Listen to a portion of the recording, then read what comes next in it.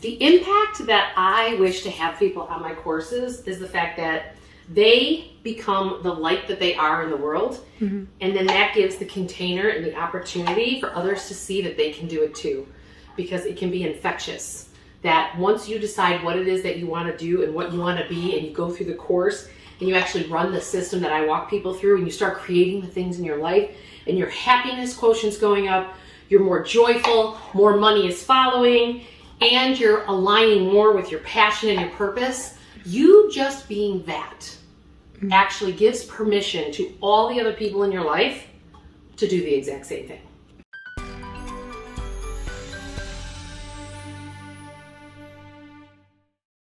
Get it all done. And what can people take away from reading your books?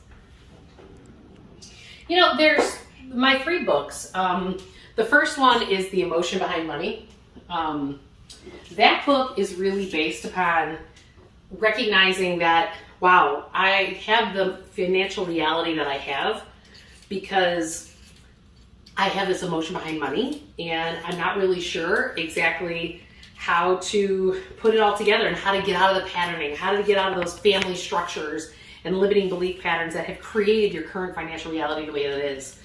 And I really feel like that book is meant for people who I call the dreamers. Like, they've always dreamed of a bigger life. They've always dreamed of, like, oh my God, I want to get there. But they're doing this dance with debt, right? Like, they're doing this dance where it's like, I got the credit cards, I got the student loans, I got the opportunities, I got there, and it's all the potential. But then you keep getting this cycle of debt. Like, the credit card debt goes back up again, but I'm making enough money. Like, all the people that I work with tend to learn how to generate income, but it's really the effectiveness of what we do with that income. And so my second book was really then created going, hey, like, now you've really got some extra cash flow. You're doing less of the dance with debt. And it's like, okay, now what do I do? Well, what you do is say, okay, here's a process. So I took the process of what I've worked for years with clients, working one-on-one, and I put it into my book and my workbook form, Awaken Your Wealth. And, you know, that one was fun. That was my first one that went as an Amazon bestseller. But when I put my first book out, Amazon didn't really have that. Hard to believe today, and it wasn't that very long ago. But yeah, so it's the process. So if you're like, I call those people accumulators, you know, they're making a good income, you know, they probably own a house, they're still doing the dance with the debt, they're still doing the dance a little bit with credit cards, not fully paying those credit cards off every single month. Sometimes you wind up with them lingering, or sometimes you have them linger every month. But it's not significant or severe as much as a dreamer. And then, but on some level, all the people who fit for all of my books, they're on some level still hiding from their money patterns because they don't really know exactly what the solution is. And most of them are absolutely not living up to their potential. Like, they know they were made for more. They know they were. And then the third book that I wrote, it's called The 4 Spiritual Laws of Money, and that's the one that came out most recently. And that one is about, you know, certainly any of these books could be for anyone. I always tell people, like, whatever it is that you're drawn to, that's the one you need to go to first. And if you're drawn to the 4 spiritual laws of money before the emotion behind money and you're considered a dreamer, so what? Okay, follow your own intuition, because that's the most important thing I want to teach you, is to follow your own knowing up and above everything else. Because if you don't do that, what are you doing? What are you doing? And so what I want you to do is I want you then, the 4 spiritual laws of money, of what I call rich but empty. Because, and why would I call somebody rich but empty? So anyone who's not a multimillionaire feels like once they become a multimillionaire, or even just a millionaire, life's going to change. And I'm going to tell you, no, it's not. I know plenty of multimillionaires, and I work with plenty of multimillionaires. And that's why I call them rich but empty. Because they're still feeling this emptiness inside, because they've built their life from the outside in as opposed to from the inside out. What do I mean by that? What I mean by that is the fact that the outside in is the fact that you've built it on your own. You're not building on your own heart. The outside in is like, I did the right things that school said. I did the right things that my employer said. I did all these things that my parents said. You fell in line. You got it done. All marks of society say that you got it, sister, brother. You are good to go. And guess what? You're going, this is not the feeling I thought I'd have when I got to this point. Mm-hmm. Hence the 4 spiritual laws of money. Mm-hmm. Because now I'm going after your soul.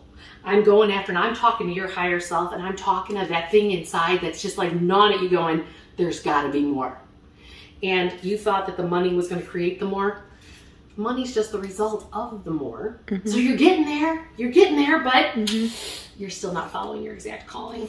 Mm-hmm. And the key is to really shift all of this before you call in that midlife crisis that so many people call in to actually shift and align themselves with self. Mm-hmm. Because usually we've conformed to what's going on in society as opposed to actually conforming to self. Mm-hmm. And why should people take your online course? Because it's awesome. No, I believe, taking my online course, the biggest part of it is that part of the course is about creating community. It's about knowing that you're not the only one on your own island. Like, there are other people going through this. There are other people that have similar patterns, whether you're a dreamer, an accumulator, or rich but empty. And you know what? Let's get on the horn together. Let's do this course together. It's not just one of these things that you buy and you purchase and then you turn around and, oh, by the way, good luck. Thanks for the check. Thanks for the workshop. Mm-hmm. I actually want you to have results. And I don't want you to have results just in this calendar year.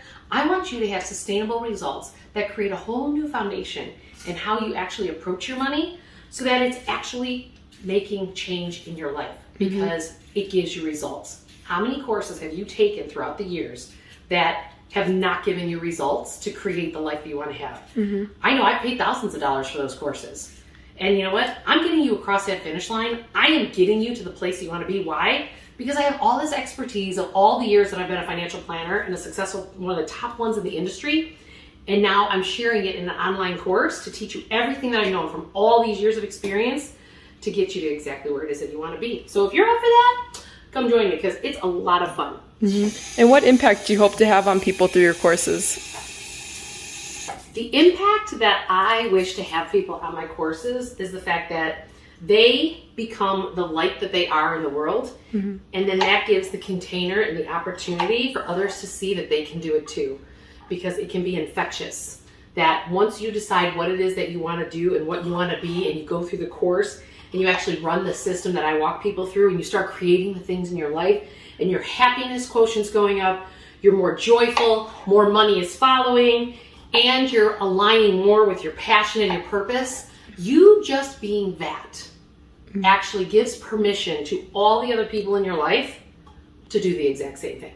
Mm-hmm. And they will follow your lead, whether it's conscious or not. I had somebody say to me, one of my mentors said to me, when I got divorced, they said, wow, I cannot believe you did it. You got there. And I'm like, yeah, of course. Julie doesn't not do anything. Mm-hmm. So I was like, yeah, I got there. Like, to me, that wasn't even an option not to get there. Mm-hmm. He goes, thank you. And I go, thank me for what? Because when you energetically break patterns, because everything in the world is energy. Einstein proved it. Mm-hmm. E equals MC squared. And what does that mean? Money is energy too. When I got divorced, what I did is I changed the energy that if you are in a marriage that is not aligning with your authentic self, it makes it easier for other women with similar patterning in their marriages to leave their marriages too, because you've broken up the energetic grid. Think of it like when you're flying into a city at night and you see the energy grid. Well, we as human beings are that same grid. And so when I loosened up the energy grid, that's what it did for other people. And for people taking my course, it's time for you to break the grid of all the pieces and patterns in your life, in your families. And just by you doing the work and you doing this course, it'll do exactly that. Mm-hmm. And what are 3 things that you can't live without? 3? What are 3 things I cannot live without? Starbucks green iced tea. I know that sounds really funny, but no joke. Seriously, like at all times, my kids always know, Mom, can I get a green tea from the fridge? Because I've always got my iced green tea in the fridge. And I don't know why. I absolutely know I can make it at home myself. But it makes me giggle. And Juniper in the drive-thru here by my house is just amazing with my kids. And it puts a smile on our face every day. So that's number 1. I mean, could I technically live without it? Sure, I could live without it, but why would I? It makes me giggle. Other things that I can't live without. Water. Like, this is where I live. Show everybody where I live. I can't live without water. I absolutely love living and being, vacationing near water. Water is what makes me go around. And if anyone follows anything that's Ayurvedic, which I learned a lot from Deepak Chopra, is that, I'm a kapha based on the doshas of Ayurveda. And when you're a kapha, you're made of water. That's one of the elements that you're dominant in. And water balances my fire. Right? I have a pitta mind and a kapha body. And so the water completely balances my system. And so it's kind of like forest bathing. Some people are drawn to forests or mountains or whatever, minus water. That's one that I just, not only from drinking to stay alive, but to me it's more about the environment and being around water. And the third thing is community and people. Like, seriously, I am a serious extrovert. I was wired to be in front of thousands of people, and I really don't want to live without community. I think that's why I have 4 kids. I have 11 brothers and sisters. I have 39 nieces and nephews. Like, I love people. Like, I can't live without people. I think that's so important. Community, super important. Keeps us alive. Like, we have to start lifting each other up and being around each other and loving each other as opposed to tearing each other apart for being different. Like, I don't know. I could go on that soapbox, but yeah, I can't live without community because I think people are awesome. And how do you define success? Defining success is actually following your own heart and being truly happy in everything that you do day in and day out, and be the best version of self. That's why the second step in my process, part of it is awakening your authenticity. You have to be authentic. I like to say, you gotta let your freak flag fly, like be your unique self. It's so important. And that to me is the most successful you can have, because all the love, all the good health, all the money shows up when you choose to be you. And how does emotion fuel finance? How do emotions fuel finance? Sorry, I gotta put the potatoes on. How do emotions fuel finance? Well, emotions fuel every part of your finance. I mean, think about it, like, emotional spending. You get your bonuses at work or your pay raises before they even come. You've already spent them, right? Emotions and money. Like, we don't understand that the human heart and our emotions are energy, because emotions are energy in motion. And if we're not actually like understanding that those emotions that are energy in motion are actually creating 100% of your financial reality, then you're kind of missing the boat. I mean, it's everything when it comes to money. This is why you can go to a financial planner and you can go to somebody and say, well, I need to manage your portfolio and we're going to get this rate of return and blah, blah, blah, blah. And you think they're talking chicken scratch, because they are, because they're not talking to your heart. They're talking to your head. And you have to start with your heart, and then you have to add your smarts. You don't go the opposite way. That's what I've learned. Like, we have to integrate the human heart and our emotions, because it's the energy that makes the world go round. I don't know. People have to we really have to understand that as a human species. For sure. Yep. And what is your favorite food? My favorite food. Well, clearly, I'm Irish, so we always have potatoes in our house. My favorite food? Well, so let's go in categories, shall we? So, like, my favorite vegetables, Brussels sprouts. My favorite fruit is probably passion fruit. I love passion fruit. Anything with passion fruit. Like, apples come secondary, but I really love passion fruit. When I look at, if I'm eating meat, lamb. I do lamb, and I am so great. I love fogo de chao, because like, they have the lamb, 3 kinds of lamb prepared 3 different ways. And you know what? I'm really a vegetable girl. I love vegetables. Give me all kinds of vegetables. I could eat a whole plate of vegetables. And how do you manage a work-life balance? Is it ever anything to be managed? That is the question. I mean, I'm sitting here and I'm going, okay, well, I've done all my client appointments today.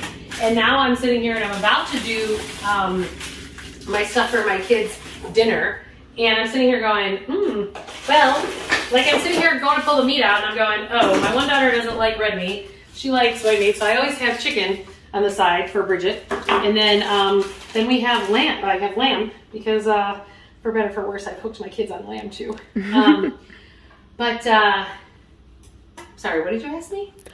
How I balance it? See, you don't balance it. You just keep going, and that's a really great example of it. Like, you just keep going. It's like going, okay, what's the next thing? Okay, got it. And then you go that direction. Like, that was a really great example of exactly what it's like to be a mom of 4 kids, a mom who's, my mom is currently challenged with Parkinson's, so helping her out a lot, running a business, writing books, and getting it done, running a company, right? Like, you're just constantly, I don't think, people say, well, how do you balance your life? You don't.